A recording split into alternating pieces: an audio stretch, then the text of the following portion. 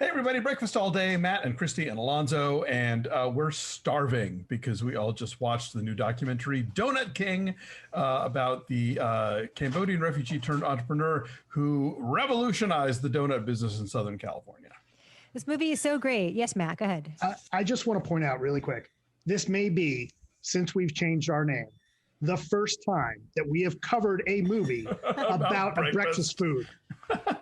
They should be sending us donuts. They should be. Everyone should. DK's in Santa Monica. I want the big, juicy Dodgers donuts. Send them on over. Matt would like ones with maple and bacon in them. Cinnamon roll. Cinnamon roll. Every donut.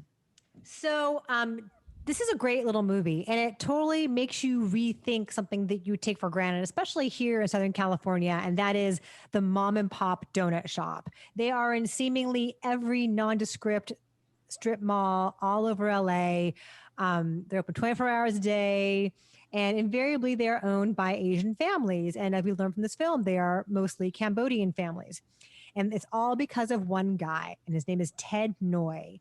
And he came here as a Cambodian refugee in the mid-1970s with his family and worked a bunch of odd jobs and was working his ass off, struggling to make money and support his family. And one day he smelled something delicious while he was pumping gas, and it was a donut. And he was like, oh my God, what is an amazing smell?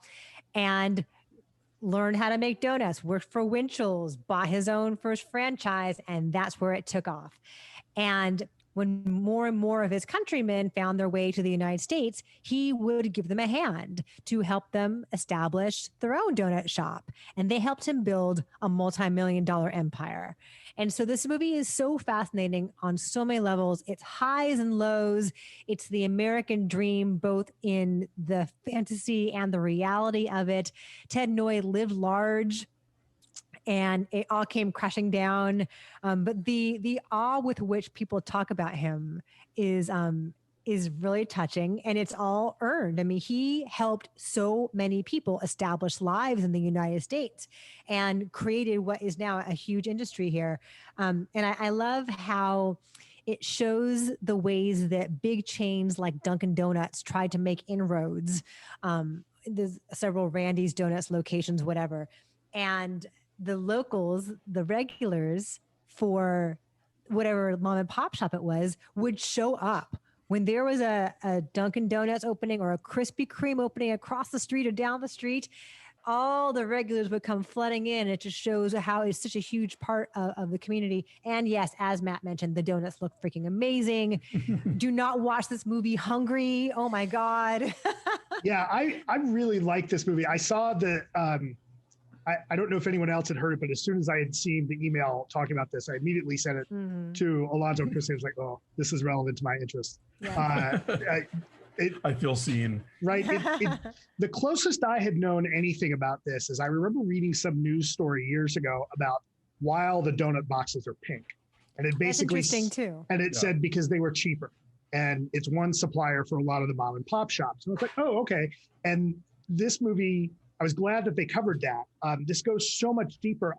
And the filmmaking does a good job of leading you along the story and kind of recreating some of the stories that Ted and Christine, his wife, Christina? Christy, she's Christy, spelled like Christy, me. Sorry, Christy. Ted and his wife, Christy, tell with this, kind of fun animation that is colored like some of the donuts.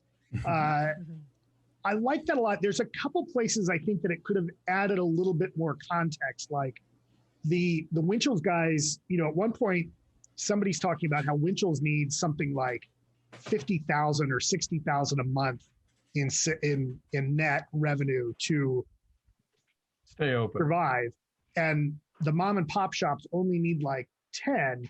And as they're talking about the growth and how everybody works, I look at my wife, I'm like, yeah, they're killing the big chains on labor costs. Right, because it's all their families. Which, exactly. I'm not trying to draw a judgment on, but it's like, I kind of wish that they would have kind of mentioned that a little bit, that goes into it. They do talk about the fact, though, I mean, and that isn't a spoiler necessarily, but like at the end of the film, you come to understand that like for a lot of the first generation of refugees, that these donut shops allowed them to sort of like have a business and create a stake. but that also allowed them to send their children off to school to be educated, and that those children, once educated, don't necessarily want to take over the donut shop. They have other things going. So it's like, it's this pivot point where you're like, we don't know what the next generation of this is even going to look like, because this one unique, scenario of these refugees having tried to, wanted to make good and getting this opportunity from this guy is no longer the dominant paradigm, which is why now you're seeing, I guess, Dunkin' Donuts showing up in Southern California when they hadn't before. Yeah, but they're still going to have that same cost issue, because I think, you still have, a lot, even the younger generations, like we saw with DK and their success that the movie kind of goes back into, showing that, there is a place for this and they will still survive. One of my biggest takeaways was seeing the support. We kind of forget about this. We forget that in the 70s, there was all that talk about the Cambodian boat people that came over, and what I see in somebody like Ted and a lot of other of those refugees, it makes me think, like, can you imagine what this country would be like if everyone in the country got that level of support? And I'm not begrudging what Ted got. Like, it's because the reality is it wasn't a ton, but he got somebody that was like, yeah, you know what? I'm going to help you out. And can you imagine if everybody in this country got like we'd have flying cars already. We'd be living on Mars already. Right. Hey, I'm a child of immigrants, so like I'm all for opening our doors and letting people bring their ingenuity and their hard work and all that stuff to this country. So yeah, this movie I think is a fascinating narrative of that kind of thing, but also it's a very kind of Southern California food story, which is very often sort of how you talk about culture in Southern California, by like what we eat. And I think, yet another example of how cars and the sprawl afforded by cars shaped this city, right? I want to say real quick, the boat people were actually Vietnamese. Oh, okay. But yeah, he was basically one of the first wave of refugees that came after the fall of Cambodia when the Khmer Rouge took over. Yeah, and nobody ever says the name Trump, and they don't have to. I think it's implicit in terms of the way that Ted and his family and how they were regarded and the opportunities that they received, and the church that sponsored them, and the essential contribution that so many immigrants make to our country, and that shines through, and that is ultimately the message, besides making you want to go out and buy donuts. And they never ever say, hey, Trump treats immigrants horribly, but you do see like Jimmy Carter in comparison, and how George H.W. Bush giving him an award. Yeah.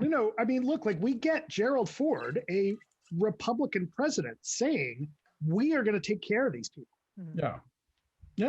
I mean, because this was all the fallout of a war that we kind of, if we didn't start it, we certainly, made it all much, much worse. Yes. Anyway, so I said 8.5. I learned a lot, and it moves along in a really zippy way. It's a great slice of life, and it's lively and entertaining, and Ted is still around, and he's a hoot. Yeah. You know what? I'm kicking up. I'm going to say 8 on this. I think there's a lot. There are some shifts that the movie doesn't quite nail, but for the most part, this tells the story really well. Okay. Yeah, 7.5 for me. Never have so many donuts look so good. Well, 8 is our number. And next time we can all be together in person, we will have to go out and get donuts. Deal. Done. I'm in. Thanks for watching. Like this video, subscribe to our YouTube channel, follow us at BeFastAllDay on Twitter, Instagram, and Facebook, and check out our Patreon page at patreon.com/BeFastAllDay. We are making the donuts for our subscribers, recapping shows like The Mandalorian and Seduced, and an exclusive review of the Japanese horror classic Houseu just in time for Halloween. So check that out. Thanks for watching. We'll see you guys next time. Bye.